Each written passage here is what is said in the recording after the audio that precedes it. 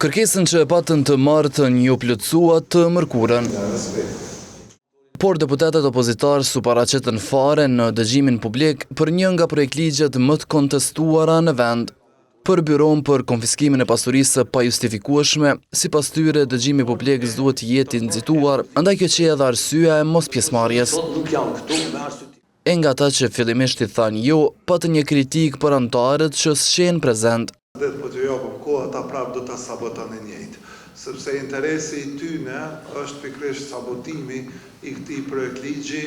Por koha me cilën u thirr dëgjimi publik sipas shoqërisë civile nuk përkon me rregullorën e kuvendit. Është e vërtetë që është prej ligjeve më të diskutuara, por prapë korniza ligjore po që ja obligon në radhë parë qeverinë, e që me qenë se nuk është bën qeveri, tashmë duhet bëhet të paktën në kuvend. Nga ekzekutivi thanë se një proces të tillë se kishin me patjetër, megjithse e bën mes dy leximeve. Janë konsultuar të gjitha, janë shtyrë të gjitha mjetet dhe ligji së fundmi nuk është prek në përmbajtje. Por sipas KDI-s, jo krejt vrejtjet e gjykatës kushtetuese u adresuan siç duhet. Ato të funksionalizohet mekanizmi i bëros nëse kuvendi shpëtohet të mërkurën. Nuk do të funksionalizohet. Pse? Sepse vetë kuvendi ka përgjegjësi që me emru komisionin përgjës dhe pastaj me emru drejtorin e byros.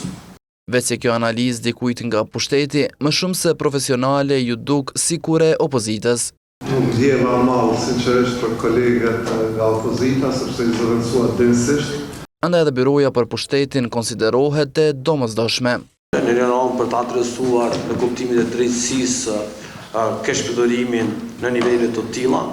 Megjithatë, takimi përfundoi pa ndonjë epilog. Projektligji për byron për konfiskimin e pasurisë pa justifikueshme kaloi në lexim të parë të premten e 17 prillit. Sigurohemi që projektligji është në përputhje me kushtetutën.